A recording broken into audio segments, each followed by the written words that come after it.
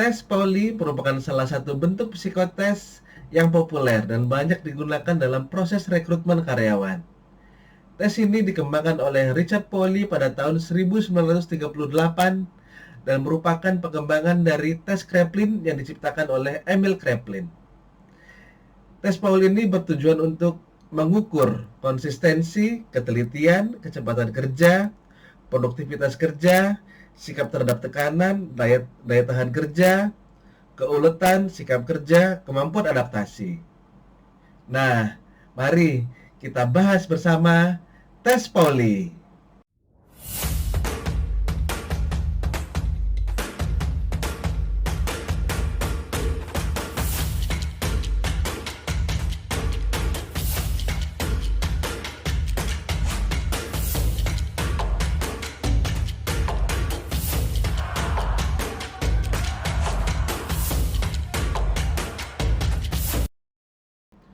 Tes Pauli dan tes Kraepelin ini berbentuk selembar kertas berukuran besar yang berisikan gugus angka dari 1 sampai 9. Angka ini akan diletakkan secara membujur atas bawah dan membentuk jalur-jalur. Nanti pelamar akan diminta untuk menghitung kedua angka yang berdekatan di setiap jalurnya. Tes ini sering disebut sebagai tes hitungan koran. Karena selain ukuran kertasnya yang besar seperti koran, dia juga memiliki 2 halaman bolak-balik. Karenanya akan ada lebih dari 2000 persoalan yang akan dihadapi. Tes Pauli merupakan bentuk dari battery test, yaitu tes yang memakan tenaga dan konsentrasi karena pelamar dituntut untuk bekerja dengan cepat, tepat, dan dikejar waktu. Semakin banyak pelamar melakukan kesalahan dalam pekerjaan soal adalah cerminan bahwa pelamar kurang cermat, kurang teliti, kurang hati-hati, dan kurang tahan dalam menghadapi stres atau tekanan dalam pekerjaan. Perbedaan antara tes Kraepelin dan tes Pauli. Secara umum, teknik pengerjaan antara tes Kraepelin dan tes Pauli ini hampir sama, yaitu dengan menjumlahkan kedua angka dan menuliskan hasilnya di sela-sela kedua angka yang dijumlahkan tadi. Bila hasil penjumlahan merupakan angka dalam 2 digit, yang dituliskan adalah digit terakhir atau angka satuannya saja. Sebagai contoh, 8 tambah 6, hasilnya 14. Maka yang ditulis adalah angka 4-nya saja. Perbedaan antara tes Kraepelin dan tes Pauli terletak pada arah pengerjaan, apakah dari bawah ke atas, dari atas ke bawah. Kemudian penandaan. Kemudian banyaknya lembar kerja. Yang keempat, waktu pengerjaan. Kita coba bahas tes Pauli dulu. Durasi dari tes Pauli adalah 60 menit. Dikerjakan dari atas ke bawah, kemudian dalam waktu interval tertentu akan ada instruksi berupa ucapan, garis. Sesegera mungkin pelamar menggaris di mana batas terakhir ia kerjakan untuk kemudian melanjutkan kembali pengerjaan soal.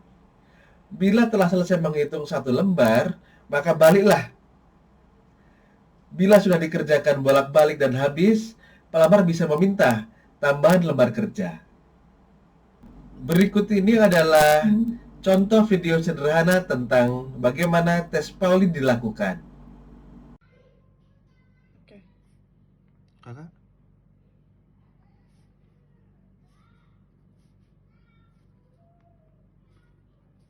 Garis.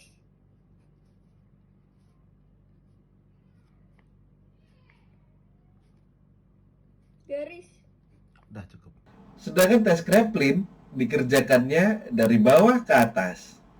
Dalam interval waktu tertentu akan ada instruksi atau aba-aba suara pindah.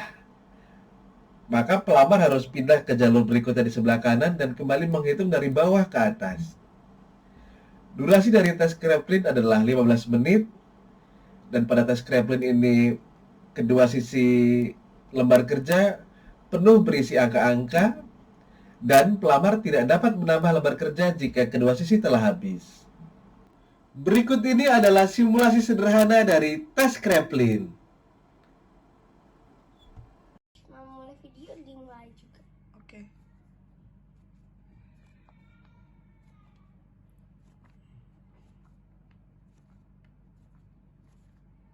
Pindah.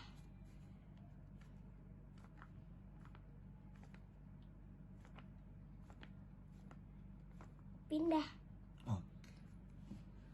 Dalam pengerjaan tes Pauli diperlukan beberapa hal sebagai berikut. Konsentrasi, kemampuan menghitung cepat, ketelitian, motivasi dan kemauan yang keras, energi yang prima, kemampuan menulis angka dengan cepat, fokus. Saran dalam mengerjakan tes Pauli, yang pertama menyiapkan penghapus karet yang bagus ya. Kemudian menyiapkan 2 buah pensil. Jadi ketika salah satu pensil ujungnya patah, kita bisa segera mengganti dengan pensil cadangan. Atau kita menggunakan satu pensil yang kedua ujungnya diraut tajam. Jadi ketika salah satu ujung pensil patah, kita bisa langsung balik ke ujung yang satunya lagi. Yang kedua adalah dengarkan baik-baik instruksi dari pengawas. Yang ketiga adalah tidak berbicara saat pengawas memberikan instruksi atau aba-aba. Yang berikutnya adalah fokus pada lembar kerja pelamar sendiri. Berikutnya teliti dan cermat, kemudian jaga konsistensi, dan perbanyak latihan tes Pauli. Penilaian tes Pauli juga membutuhkan ketekunan dan ketelitian dari para penilai. Beberapa hal yang diperhatikan dalam scoring tes Pauli adalah jumlah jawaban yang benar, jumlah jawaban yang salah, total prestasi atau penjumlahan yang selesai, lajur atau kolom yang terlewat, kemudian hasil penjumlahan yang diubah atau diganti. Tes Pauli bukan merupakan tes yang mudah bagi para pesertanya untuk saling mencontek. Tes ini benar-benar membutuhkan kemampuan masing-masing individu. Tes Pauli dan Kraepelin ini dapat digunakan untuk mengetahui performansi seseorang. Grafik tes yang baik, dia akan menanjak secara stabil. Nah, berikut ini adalah gambaran interpretasi dari tes ini. Hasil penjumlahan yang sangat rendah mengindikasikan adanya depresi mental. Peserta mudah lelah, mudah bosan, mudah jenuh, kurang berprestasi. Terlalu banyak salah hitung mengindikasikan adanya distraksi mental. Penurunan grafik secara tajam mengindikasikan adanya epilepsi atau hilangnya ingatan dalam sesaat. Bila grafiknya datar, mengindikasikan bahwa pelamar akan stabil dalam bekerja. Bila hasilnya naik, mengindikasikan bahwa saat bekerja, pelamar akan menunjukkan peningkatan atau mampu berprestasi.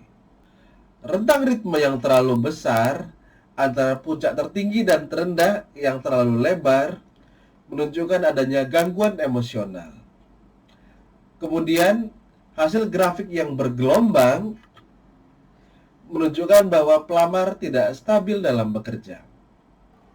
Nah, berikut ini adalah beberapa tips tambahan dalam menghadapi psikotes. Selain menyiapkan peralatan tulis yang lengkap, berikutnya adalah minum air yang cukup. Menurut penelitian dari John Quillemay, ahli diet di Beveridge Institute Amerika Serikat, menunjukkan bahwa cairan yang hilang mengakibatkan berkurangnya oksigen dalam tubuh sehingga seseorang akan mengalami penurunan konsentrasi. Air merupakan elemen penting dalam hidup manusia. Manusia tidak akan bertahan hidup dengan lama tanpa cairan dalam tubuhnya, karena 50-70% dalam tubuh manusia terdiri dari air. Konsumsilah air sebelum dan sesudah tidur.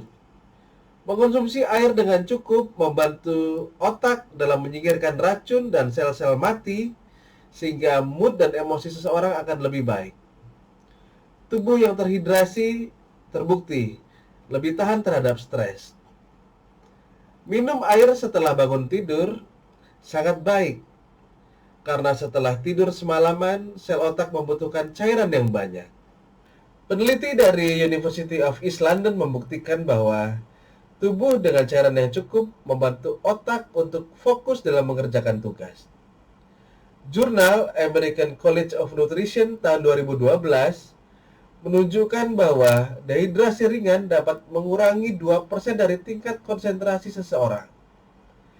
Selain dapat mengurangi fokus, kekurangan cairan juga menyebabkan otot lemah dan mudah kram. Berikutnya adalah tidur yang cukup. Tidur yang cukup membantu mempertajam ingatan.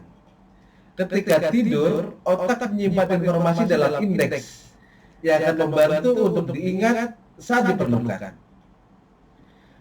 Tidur yang kurang akan mengganggu proses penyimpanan informasi ini, sehingga informasi-informasi sulit untuk diingat. Tidur yang cukup tidak hanya menjaga kinerja otak tetap prima, namun juga mencegah penuaan otak secara dini. Nah, demikianlah pembahasan tentang tes Pauli dan tes Kraepelin. Bila ada sumur di ladang, ya nggak apa-apa. Mari kita mandi di kamar mandi masing-masing. Bila Sobat dan Malik merasa informasi ini bermanfaat, tolong di-share seluas-luasnya kepada Sobat dan Malik yang lain. Bisa juga untuk like dan subscribe. Like dan subscribe dari Sobat dan Malik adalah energi bagi saya untuk terus berkarya dengan semangat. Sampai jumpa di video-video berikutnya. See you!